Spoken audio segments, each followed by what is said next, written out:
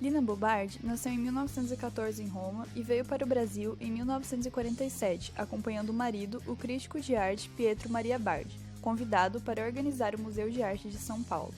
Na Itália, Lina havia trabalhado com Gil Ponti, arquiteto italiano, e dirigido a revista Domus, no período da guerra. No Brasil, Lina dirigiu a revista Habitat, desenvolveu projetos de desenho de móveis, arquitetura de interiores, cenografia e a residência do casal, obra marcante para a época.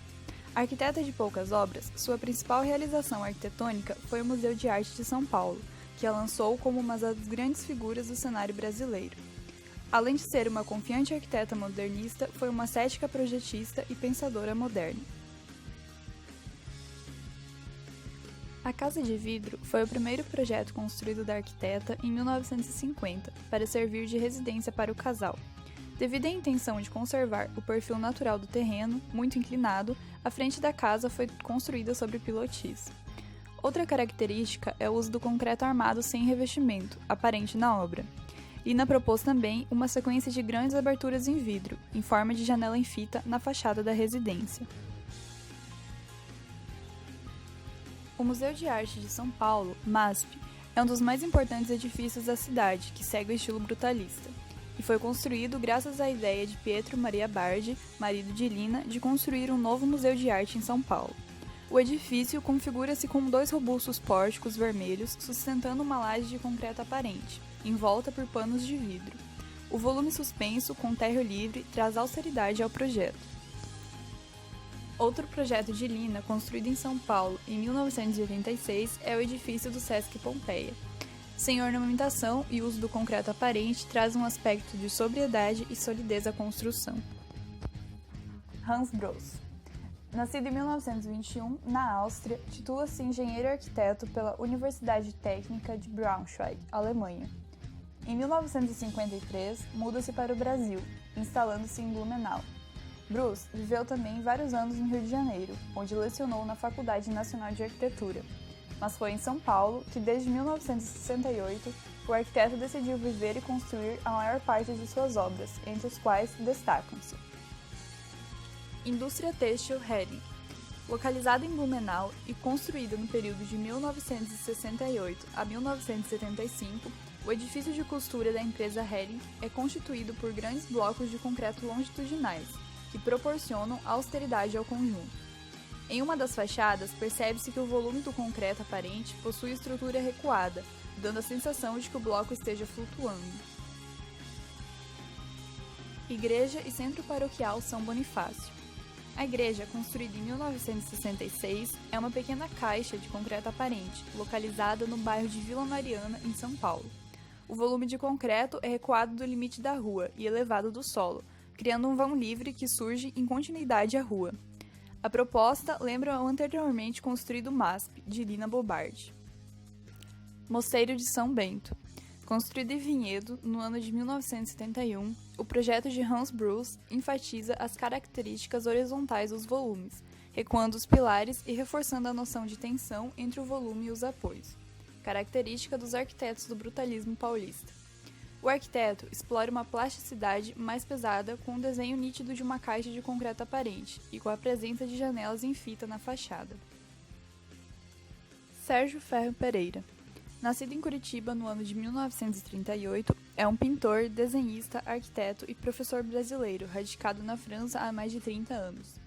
Ferro se formou na Faculdade de Arquitetura e Urbanismo da Universidade de São Paulo, se tornando professor da instituição com 30 anos de idade. Em 1968, escreveu uma contundente crítica à arquitetura de seus colegas paulistas. Era um intelectual engajado nas esquerdas e militante de um grupo do Partido Comunista Brasileiro. Devido à ditadura militar no Brasil, acaba sendo exilado na França em 1972, onde dedica-se à pintura e à carreira docente. Residência Bernardo Isler. Com estrutura de concreto aparente, sem revestimentos, a obra foi projetada pelo arquiteto Sérgio Ferro em 1961 em Cotia. Possui paredes de tijolo aparente e uma cobertura abobadada, que representa uma economia estrutural para os projetos do arquiteto. Residência Boris Fausto. Projeto residencial construído em 1961 e possivelmente a primeira tentativa realizada de emprego de peças pré-fabricadas industriais. É ausente de um controle formal das fachadas, possui vigas de grande altura e pés direitos rebaixados, reforçando a horizontalidade do conjunto, tornando assim a volumetria densa e pesada. Marcos de Azevedo Acaiaba nasceu em São Paulo em 1944. Entre 1964 e 1969, estudou na FAUSP, onde tornou-se doutor em 2005. Sua carreira desponta com o projeto da Residência Mila, em 1972, na qual reside até hoje com a sua família. Após essa primeira fase de sua obra, inspirada pela forma livre de Oscar Niemeyer e pelo uso brutalista do concreto aparente em São Paulo, passa paulatinamente a utilizar sistemas construtivos variados, tais como a alvenaria armada, a estrutura metálica e, finalmente, a estrutura de componentes de madeira industrializada. Residência Marcos Acaiaba, 1972. Localizada em São Paulo, o arquiteto aponta que uma de suas maiores inspirações na escolha do partido adotado foi o Clube Diamantino, realizado em concreto armado nos anos de 1950 por Oscar Niemeyer.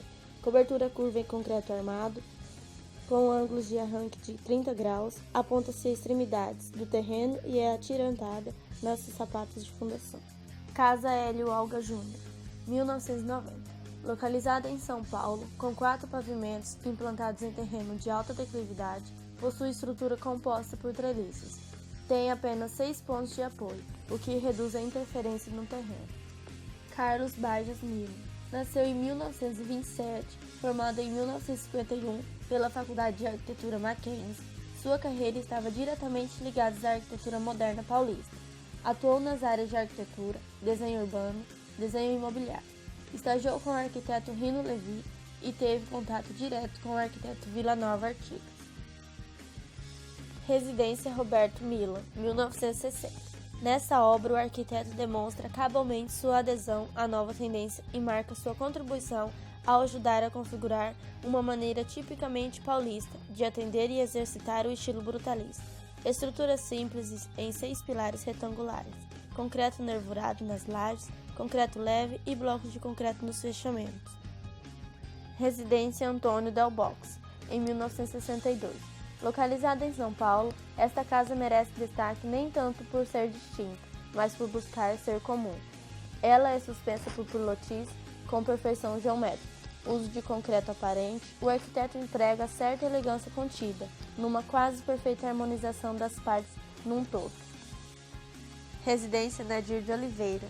Localizada em São Paulo, com estrutura de concreto aparente, a casa mantém quase todos os elementos originais, como elementos de circulação e ventilação e as escadas externas. Carlos Cascaldi foi um arquiteto brasileiro, aluno de João Batista Villanova Artigas na Politécnica e posteriormente sócio em seu escritório durante toda a década de 1950. Entre 1948 e 1955, Villanova Artigas e Carlos Cascaldi foram convidados a projetar uma série de edifícios públicos e privados na cidade de Londrina, no norte do Paraná. Foram ao todo 12 projetos, entre os quais destacam a estação rodoviária e o aeroporto. Museu de Arte de Londrina. Antiga estação rodoviária. Foi inaugurada em 1952, arquiteto Carlos Cascaldi, juntamente com o arquiteto Villanova Artigas, uma técnica construtiva arrojada que atribui plasticidade e leveza à brutalidade do concreto. A antiga rodoviária é composta por volume principal, em forma de trapézio, e uma sucessão de 7 abóbadas que compunham a garagem dos ônibus. Faculdade de Arquitetura e Urbanismo da Universidade de São Paulo. Arquiteto Villanova Artigas e Carlos Cascaldi. Inicia o projeto em 1966 e foi concluído em 1969. Uso do concreto bruto, do vidro, a simplicidade de suas linhas, assim como a ênfase na integração dos espaços, caracterizam o edifício, econômicos, funcionais e plasticamente originais. Escola Estadual de Itanhaém. Arquiteto Villanova Artigas e Carlos Cascaldi. Inaugurado em 1959. O edifício é caracterizado pelo desenho da empena, pois é utilizado no elemento estrutural da grande abertura. Concreto aparente, simplicidade de suas linhas, largos beirais, dando sombreamento à própria estrutura. O edifício apresenta a leitura do vão completo, sem a preferência de nenhum pilar.